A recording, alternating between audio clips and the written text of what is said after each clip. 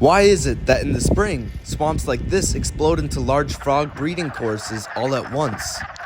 In order to answer this question, I spent months looking for frogs in the fall and spring to discover the behavior of some of nature's coolest animals, amphibians.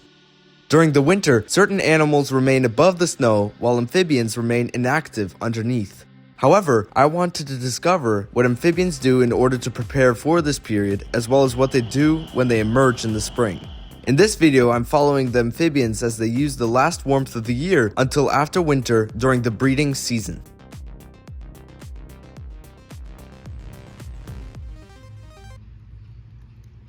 As late fall arrived last year, I took the time to explore small pools such as this one located in a large swamp. That's how I found this important amphibian, the green frog. This frog species was the most common amphibian during late fall, as many individuals would congregate in the same pool at the same time. The brumation of cold-blooded animals such as these frogs requires sufficient energy reserves to help these amphibians survive the winter. These medium-sized green frogs primarily hunt insects and other invertebrates leading up to the winter. Some aspects of late fall support the activity of amphibians as temperatures cool. The leaves that cover the ground during this time of year are crucial for retaining some of the necessary moisture for green frogs such as this one. As temperatures got colder, green frogs became less frequent. This American toad was one of the last toads I saw, animals which seek shelter in underground burrows and logs. Green frogs seek shelter at the bottom of ponds or other insulated areas during the winter. Searching around seepages proved to be effective for finding amphibians too. During the winter, water found underground can provide shelter and stable temperatures for these frogs. Flipping a rock nearby also uncovered these two northern two-lined salamanders. Salamanders will often also take advantage of these sites during the harsh winter. I made sure to put the rock back into place and then allow these cool aquatic salamanders to crawl back underneath.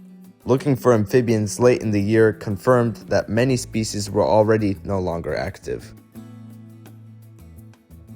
Eventually, temperatures dropped, giving way to early snowfall. Setting up wildlife cameras uncovered some of the animals that were still active.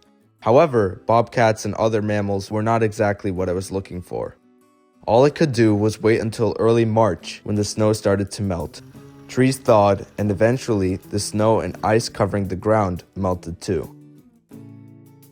Although temperatures were still cold, some of the most tolerant amphibians emerged directly after the snow melt during an early period of rain. Going onto the road at night proved to be the most effective strategy for finding these early amphibians. Spring peepers, such as this one, often need to cross roads from their site of brumation to vernal pools.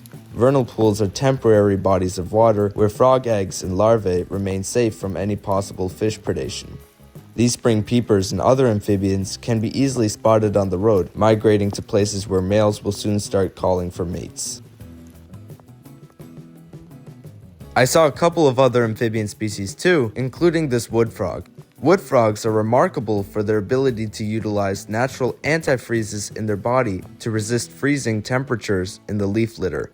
This allows these wood frogs to emerge early in the spring, as these frogs and spring peepers make up the earliest frog breeding of the year. Frogs were not the only amphibians I found on the road. Salamanders, such as this four-toed salamander, were a common sight. Over the period of time I spent looking for amphibians on the road, I saw 3 four-toed salamanders.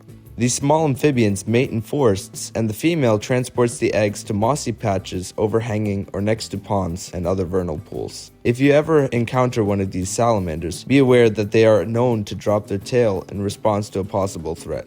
Luckily, I didn't stress any of these salamanders to that degree. It's quite remarkable how these small amphibians remember how to make their way to breeding sites year after year. At the end of the night, I was already surprised to succeed in seeing so many different amphibians making their way across the road. I didn't expect to see another species until I spotted this gigantic salamander on the road. This is the spotted salamander. A prevalent species of salamander, it's hard to see outside of the breeding season when they spend their activities underground. These salamanders congregate in vernal pools in early spring, something I was still waiting to see. After this successful night, I had yet to observe the impressive breeding courses of both the spring peepers and wood frogs I had seen migrating.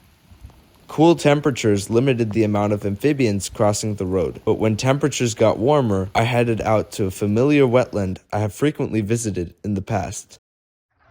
That's when I was met with the calls of wood frogs. I spent hours sitting in place listening to these frogs. What started off with the chorus being interrupted by passing cars and twigs snapping in the woods eventually grew louder. It was cool to see the frogs gradually become more comfortable and grow in number until the point where I was able to get close to some of the wood frogs without disturbing the breeding calls of males.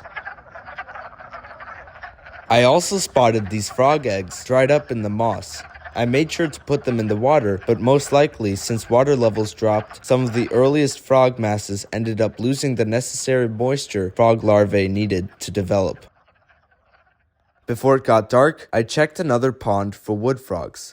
Although fish aren't found in these vernal pools since the water dries out, other predators will still feed on frog eggs and tadpoles. One predator that I frequently saw in this pond was caddisfly larvae. These invertebrates are remarkable for their ability to use debris and leaves to fold themselves in a protective casing, allowing for the ability to retreat if threatened.